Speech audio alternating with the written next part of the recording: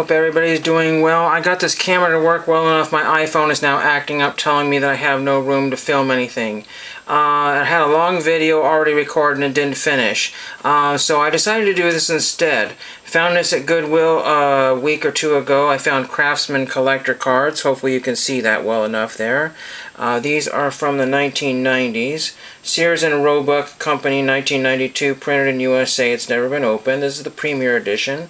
If anybody has any ideas, you know, who I could send these Craftsman cards off. First of all, I'm not sending off to Tim Allen. I've already gotten Tim Allen supposedly. You never know if Tim Allen is really the signer of it. And then, no, I am not writing to Bob Vila because I have not been able to get any person from Ask This Old House, The Regular This Old House, or Home Time, or any of those shows. I've gotten none of them. Norm Abram used to sign when he was on the New Yankee Workshop, and all my friends got him. So I wrote to Norm Abrams and I got absolutely nothing. I've written to Kevin Connor twice. Now I will take it back. I got, I forget his guy's last name. The guy was Steve. I forget what his last name is. He's the guy that basically took over for Bob Vila in transition between, you know, the next guy that was on This Old House. And he was not very popular. He was just fine. It just didn't bother me at all. So, but anyway, so there's this thing here. If anybody has any real people that I can write to, I would love to get somebody to sign that, you know, whether it's Tommy or any of those guys, but I have not been able to find anybody's addresses that is actually good. Really awful, because I watched This Old House when I was a kid, and I really wanted to get Norm, and these guys are no spring chickens. Win a Jeep Wrangler or a Craftsman Tools shopping spree, chance to win in every pack Craftsman collector cards. Now, I thought some of these were quite expensive, but from what I could tell, these are not, and this is kind of a plastic bag here, and unfortunately I wanted to save that, and it ripped right there, so it's not savable, so I'll probably throw that away. So we'll just see what we have here. This one says Forever Tools Craftsman. It's a block plane. I have something similar to that. Hopefully you can see these cards here, block plane. So if you know any handymen or people that actually use Craftsman tools, I can get these too. I don't know if there's any CEO that I could theoretically write to. I have really no clue. But that's essentially why I decided to grab these here. They're like a matte finish here on a card stock here with a very dull or a flat finish on the back here.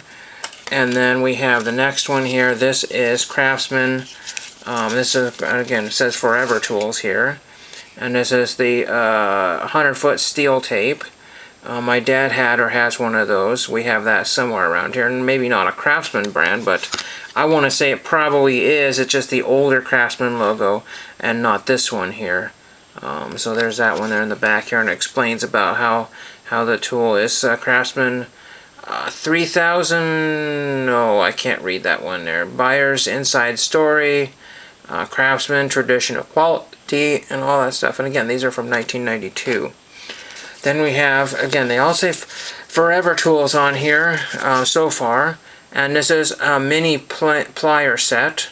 So I guess is what Craftsman was providing back then. These look like so far as all hand tools right now.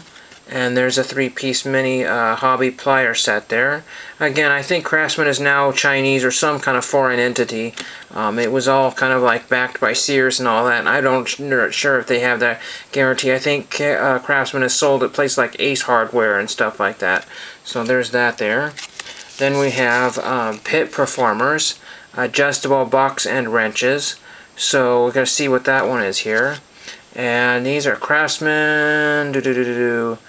I'm trying to figure out what these are for. But if it's a pit performer, maybe it's something that somebody would use for in the NASCAR series or whatever. So you could maybe get a crew member or some sort of, you know, team member to sign that. There's a whole bunch of, you know, behind the wall or over the wall gang and stuff like that you could get. Nobody ever writes to any of those people. I'm not sure how easy it is to do that, but, you know, get somebody else on the team. This one says Woodworkers Craftsman here. And I'm not sure what this is. It's some sort of, oh, let's see, sawdust collection system there. Again, these are from 1992, so these tools are probably okay.